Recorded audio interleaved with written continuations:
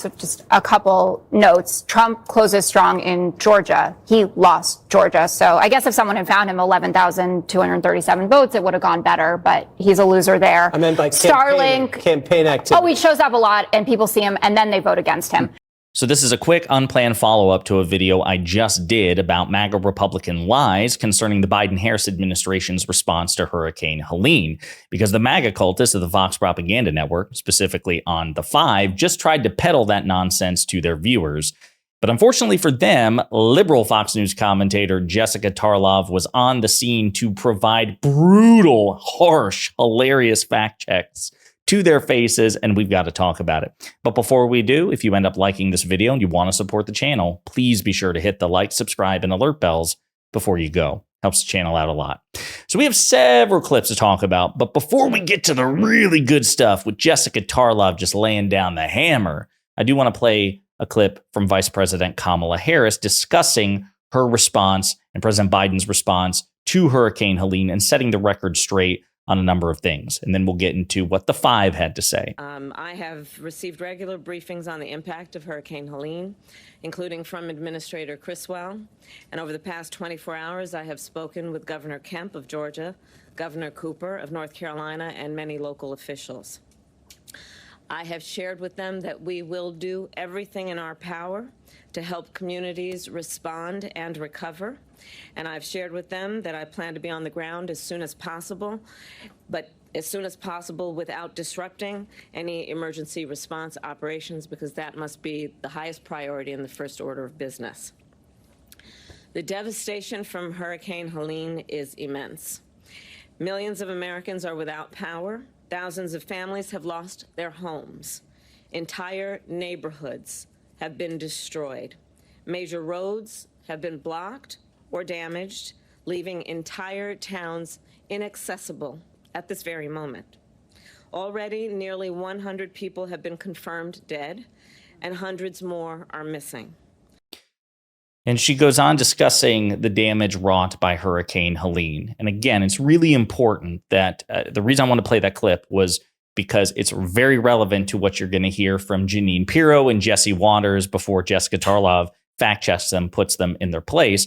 This idea that, well, President Biden and Vice President Harris should be there. They should be in Georgia. They should be in North Carolina right now.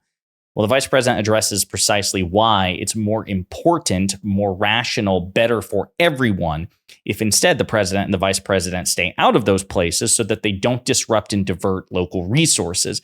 When the president of the United States and the vice president of the United States go anywhere, and quite frankly, former presidents like Donald Trump and Barack Obama, when they go to places, by their very presence and the security necessities and exigencies which are created, local and federal law enforcement disrupt things by definition.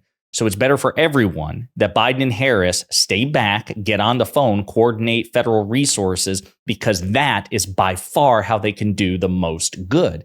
And as the vice president says, when it is appropriate, when the leaders of these communities and Republican and Democratic governors say, hey, listen, now we need you to come in for either symbolic purposes or just so you can see firsthand what's going on, then they will come in. That's the optimally responsible thing to do. They are well aware of the damage there. They're well aware of the casualties, and they have surged federal resources, and they did it in advance even. But obviously, to bad faith critics like Jesse Waters and Janine Piro on The Five, that's not good enough. And as a matter of fact, her not showing up apparently is a problem. So I want to play some clips to really set the stage of the bad faith criticisms that the vice president and President Biden are getting, and then we'll get into Jessica Tarlov totally steamrolling their lies and hypocrisy. But she should have been in North Carolina. The governor's a Democrat there. He would have teed her up. She would have been hugging. She would have been promising billions of dollars. She would have been wearing her boots and her bomber jacket. That's what Americans want to see a leader do at this time. You have to frame this up properly. Trump's in Georgia. You need to be in North Carolina. You have to show the American voter what a Harris presidency would look like. And every time she's given that opportunity, she's a no-show. Remember, she had the Zelensky. So she's a no-show, apparently, because, again, right now, when it's convenient, remember, you have to understand that Fox is contrarian. Jesse Waters and Janine Piro are contrarian. There is nothing that the vice president could have done which would have satisfied these Fox News liars. If she'd shown up, Jesse Waters, and we're about to play a clip of Janine Piro, would be saying, how dare she show up and hog the spotlight? The spotlight needs to be on the devastated community. Local resources should not be disrupted to protect the vice president or to surge to her. They should be, seeking out and protecting and helping the local community. It is reflexive contrarianism and nothing more. It's the exact opposite of whatever a Democrat happens to do. Then that's what these MAGA Republican cultists demand. Here's Janine Piro doing just that.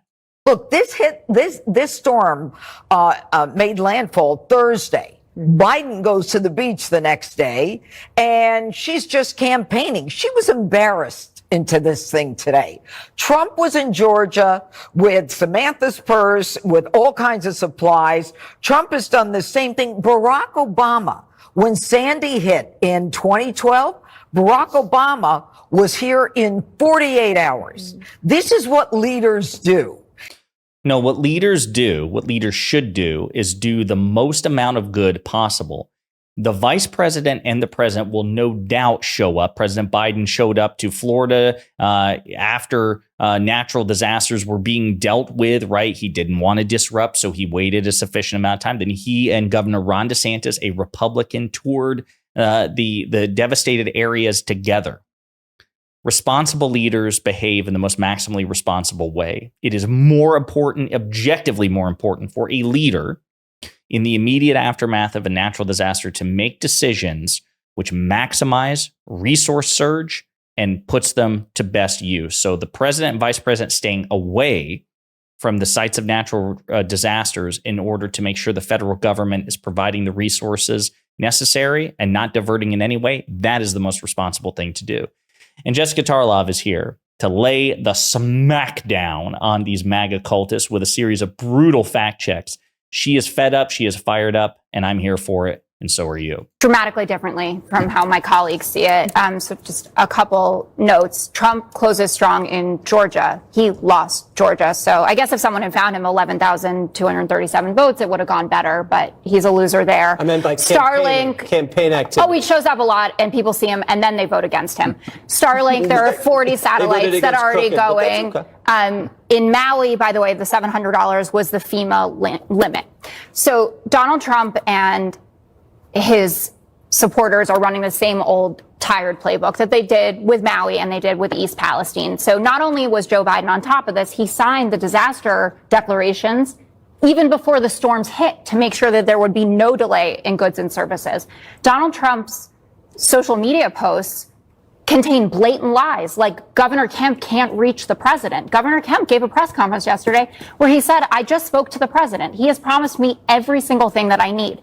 McMaster from South Carolina, also a conservative, getting everything that he wants, and then Roy Cooper as well. And there's only one president that we are talking about who actually has denied relief for one of these states. In 2017, Roy Cooper asked after Hurricane Matthew for a lot of money, and he got 1% of his ask. They denied 99% of what he was asking for after that hurricane came. There are 3,300 FEMA personnel there, 5,500 National Guardsmen from 11 states, and search and rescue from 19 states.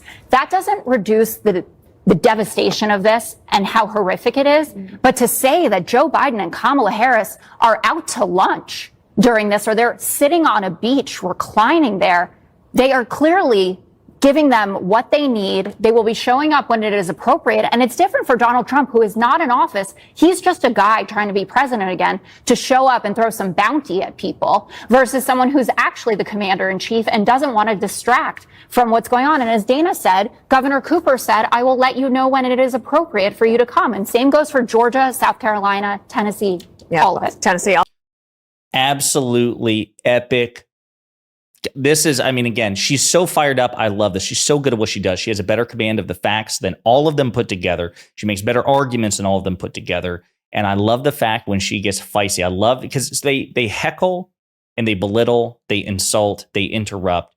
They try to use their numbers to their advantage, knowing that they're outclassed in terms of integrity and intellect and facts.